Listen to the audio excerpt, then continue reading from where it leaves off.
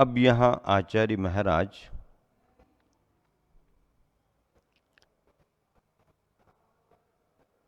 समापन गाथा सूत्र के रूप में अपना कथन कर रहे हैं। देखो, ये जो स्वाध्याय चल रहा है ये किसी एक मूल ग्रंथ से नहीं चल रहा, ये संकलित ग्रंथ से चल रहा। और इस संकलित ग्रंथ का नाम गुरुवर ने एक तरह से भावनात्मक कुंद कुंद का कुंदन दिया है, लेकिन मैं इसे कुंद कुंद मणिमाला मान करके चलता हूँ। कुंद कुंद स्वामी के विशेष मणियों की ये माला है।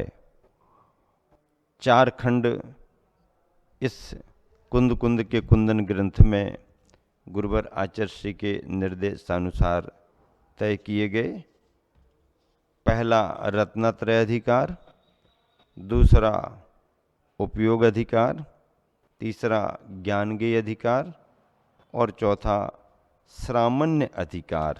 श्रवण संबंधी चर्याओं की बात इसमें आ रही है। अब उपसंहार में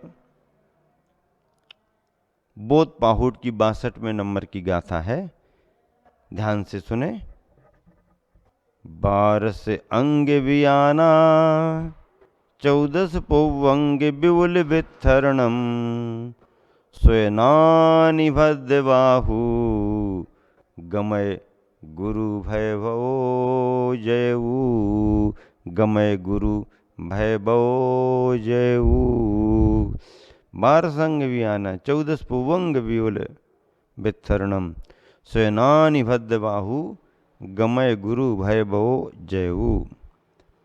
12 अंग वियाना जो 12 अंग में ज्ञान के युक्त, 14 पौवंग जिन्होंने 14 पूर्वों का विपुल वित्थरणम विशेष विस्तार किया था, गमय गुरु जो व्याख्याकारों के गुरु थे।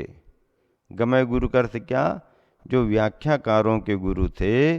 भैभव स्वयनानि भद्रबाहु बे भगवान श्रुत ज्ञानी, भगवान कहा है, बे भगवान श्रुत ज्ञानी जयऊ जयवंत हों। अर्थ, जो द्वादशांग के ज्ञान से युक्त थे,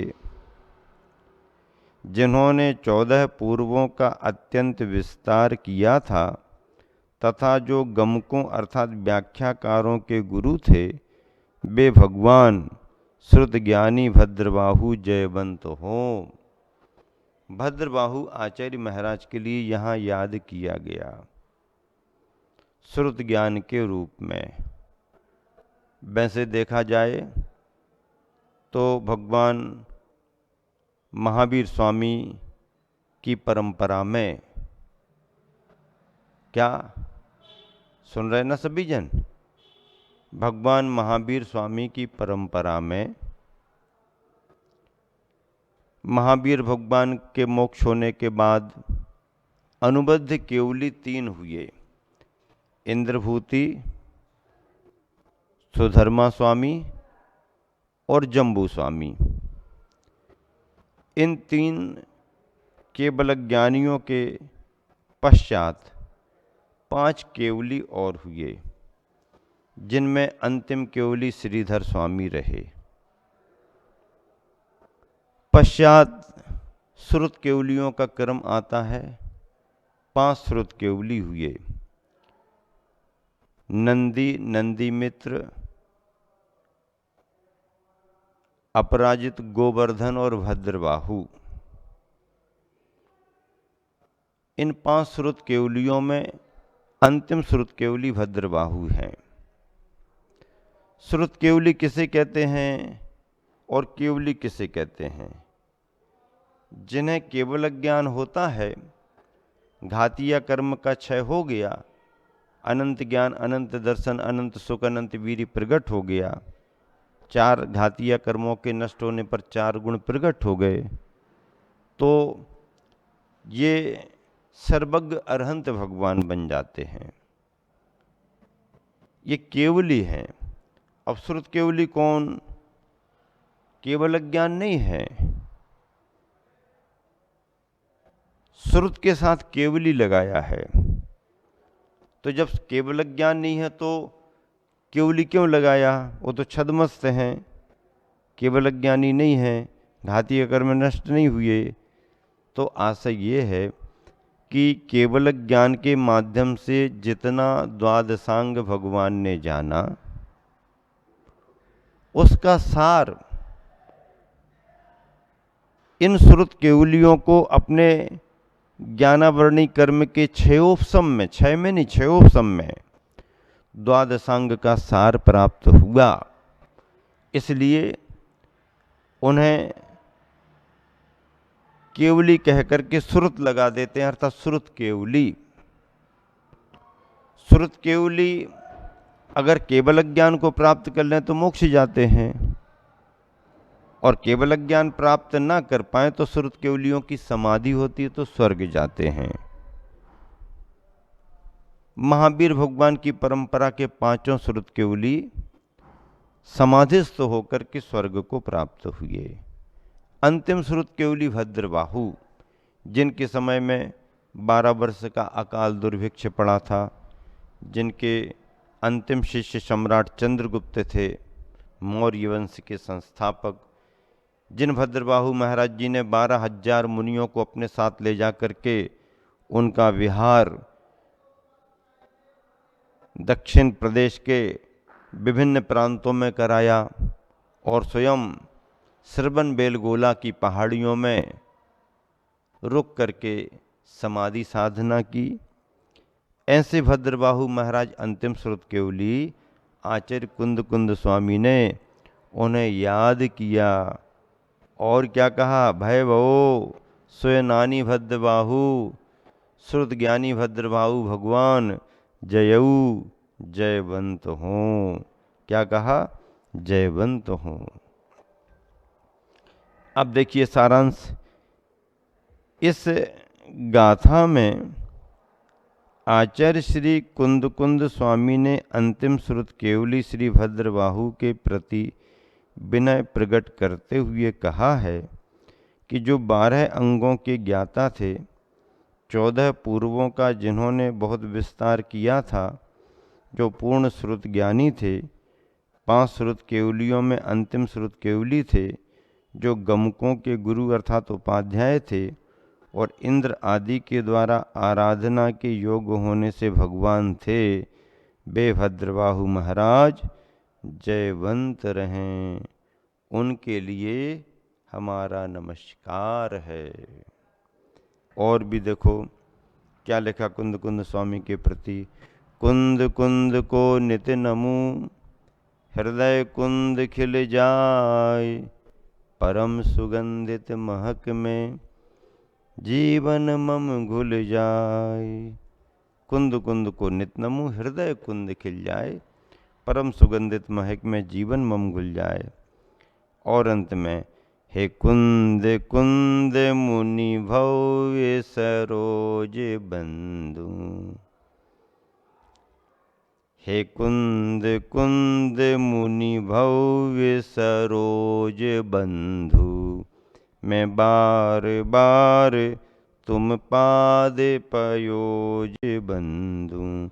सम्यक तो के सदन हो समता सुधामो, सम्यक तो के सदन हो समता सुधामो, है धर्म चक्र शुभ धार लिया ललाम, है धर्म चक्र शुभ धार लिया ललाम। आचार्य कुंद कुंद स्वामी का परिचय भी आप एक बार देखो तो सुनो तो। क्या है कुंद कुंद स्वामी का परिचय? देखिए आचार्य कुंद कुंद स्वामी का परिचय। अनंतपुर जिले आंध्र प्रदेश के गुंटुकुल स्टेशन से लगभग 4 मील दूर कोंडकुंड ग्राम में जन्मे।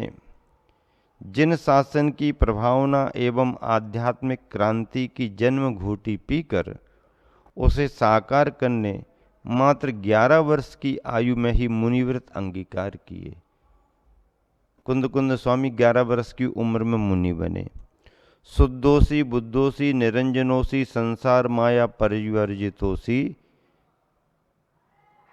वाले माँ के विशिष्ट संस्कार से प्रतिबुद्ध चेतना को साथ लेकर अजर अमर आत्म तत्व का उपदेश केवली श्रुत केवली से ग्रहण कर, केवली से ग्रहण कर का मतलब है कुंद कुंद स्वामी के बारे में किंवदंती है कि विदेह क्षेत्र गए और वहाँ से सिमंदर स्वामी का उपदेश सुन करके आए तो केवली और श्रुत केवली भद्रबाहु से ग्रहण कर जग कल्याण की अदम्य उत्कट भावना और कार्य की भी शुरुआत। भगवान महावीर के उपदेश को यथासूत्र लोक जीवन में चरितार्थ करने का संकल्प, ज्ञान एवं साधना के जीर्ण लुप्त होते शाश्वत मूल्यों का पुनः स्थापन, आचार्य संहिता के श्रेष्ठ पारखी होने के नाते दीक्षा से मात्र 33 वर्ष बाद ही आचार्य पद की गरिमा एवं दायित्व का अनदेखा निर्वहन, आचार व आत्मिक बोध साधना से विहीन मात्र दैहिक आवरण परिवर्तन के खिलाफ सार्वकालिक आवाज देकर साधु शराबकों की संरक्षा तथा दूसरी ओर साधुत्व की गरिमा को साधे हुए हैं। अधिक क्या जिनका नामोच्चारण मात्र ही आज के माहौल में प्रामाणिकता एवं तार्किक वैज्ञानिक दृष्टिकोण को स्पष्ट करने कराने के लिए काफ़ी है। तत्कालीन जनभाषा प्राकृत में लगभग 84 पाहुडों का प्रणयन, जिनमें समय सार, प्रवचन सार, पंचास्तिका, नियम सार, अष्टपाहुड, द्वादशानुप्रेक्षा आदि प्रमुख तथा उपलब्ध ग्रंथ हैं। विस्मृति है कि परिक्रम नामक विशालकाय ग्रंथ के प्रणेता आप ही हैं। विश्व साहित्य में गण्य बुनियाद की ठोस धरातल पर लोकहित ऐसी कुरल काव्य की रचना भी आपकी मानी जाती है। इस तरह से आचार्य कुंद कुंद स्वामी की कुल आयु 91 वर्ष की रही है, ऐसा इतिहासकारों का कथन है। 90 वर्ष को पार कर गए, 91 वर्ष तक वो इस धरा पर रहे। 11 वर्ष की उम्र में दीक्षा ली। वैसे तो शास्त्रों में 8 वर्ष अंतर मुहूर्त में भी मुनि बनने का विधान आ जाता है और उस समय उतना वातावरण था और उनका उतना पुरुषार्थ जागा कि 8 वर्ष को पार करके 11वें वर्ष में उन्होंने मुनि दीक्षा ली। वर्तमान में ये व्यवस्था नहीं है। वर्तमान में तो मत डालने, वोट डालने का जो एक समय निश्चित है 18-19 वर्ष, इतनी उम्र तो मुनि बनने के लिए वर्तमान में होनी ही चाहिए। कम से कम इतनी उम्र होनी चाहिए। इस तरह से आचार्य प्रवर कुंद कुंद का ये परिचय रहा। कुंद कुंद स्वामी ने साहित्य सृजन श्रेष्ठता को लेकर के किया है और उनका साहित्य आज भी आध्यात्मिक दृष्टि से, सैद्धांतिक दृष्टि से, दार्शनिक दृष्टि से और व्यवहारिक दृष्टि से, सभी दृष्टियों से आज भी बहुत प्रामाणिक माना गया है, बहुत प्रामाणिक माना गया है। कुंद कुंद स्वामी का जीवन और उनकी साहित्य सेवा, उनकी साधना, नाम लेना ही बड़ी प्रामाणिकता ला देता है। दिगंबर जैन परंपरा में अनेक आचार्य हैं, सभी पूजनीय वंदनीय हैं। कुंद कुंद स्वामी के पहले भी बहुत आचार्य हुए हैं जिनका अपना इतिहास में स्थान है, सम्मान है, लेकिन पश्चातवर्ती होकर भी कुंद कुंद स्वामी ने जो यश अर्जित किया है और जो दिगंबर परंपरा के लिए उनकी देन रही, मूल संघ की स्थापना उन्होंने की, मूल चर्या को उन्होंने सुरक्षित किया। जिस समय श्वेत वसंतधारी परंपरा तेजी से उभर रही थी और जोर दिया जा रहा था, उस समय जम करके खड़े होने वाले और हुंकार भर करके दिगंबरत्व की रक्षा करने वाले आचार्य कुंद कुंद स्वामी रहे। इसलिए कुंद कुंद स्वामी का महत्व दिगंबर जैन परंपरा में बहुत बड़ा है। अगर किसी प्रशस्ति में, शिलालेख में कुंद कुंद आमनाय लिखा मिल जाए तो पुरातत्व विभाग उस धरोहर को दिगंबरों की धरोहर घोषित करता है और वो दिगंबरों की धरोहर मानी जाती है, क्योंकि कुंद कुंद स्वामी दिगंबरत्व की पर्याय माने गए हैं। ऐसे कुंद कुंद स्वामी ने अपार उपकार करके जिन वाणी हम सभी को सौंपी है, उनके ग्रंथों का आलोड़न अध्ययन करके हम सभी अध्यात्म का आनंद लें, चर्या में श्रेष्ठता लाएं। और गुरुवर आचार्य श्री ने इन महान ग्रंथों को आत्मसात किया है। प्राकृत भाषा को जन भाषा बनाने के लिए हिंदी में बहुत अच्छे पद्यों की रचना की है।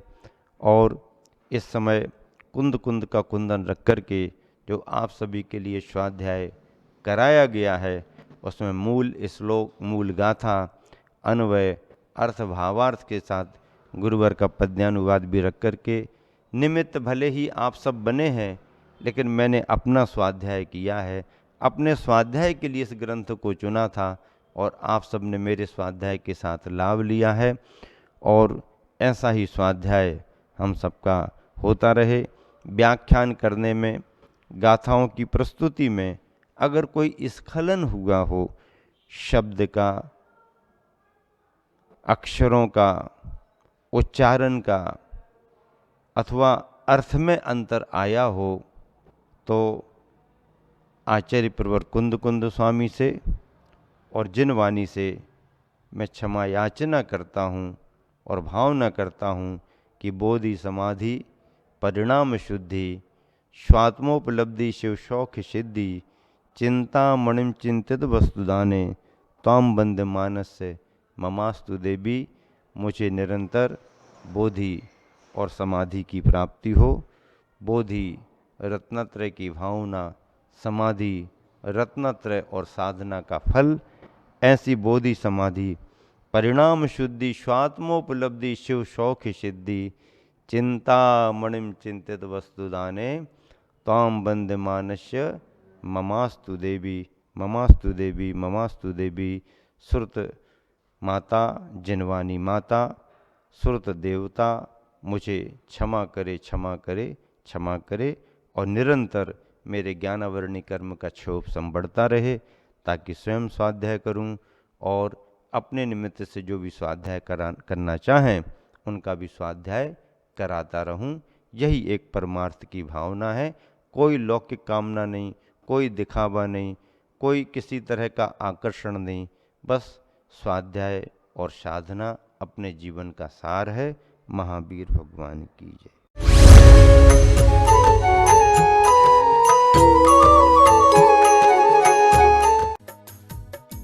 इस कार्यक्रम के पुण्यार्चक थे स्वर्गीय सेठ श्री छिदामी लाल जी जैन की स्मृति में धर्मपत्नी श्रीमती कमल रानी जैन एवं समस्त परिवार, निवासी बमहौरी, तहसील सिलवानी, जिला रायसेन, मध्य प्रदेश।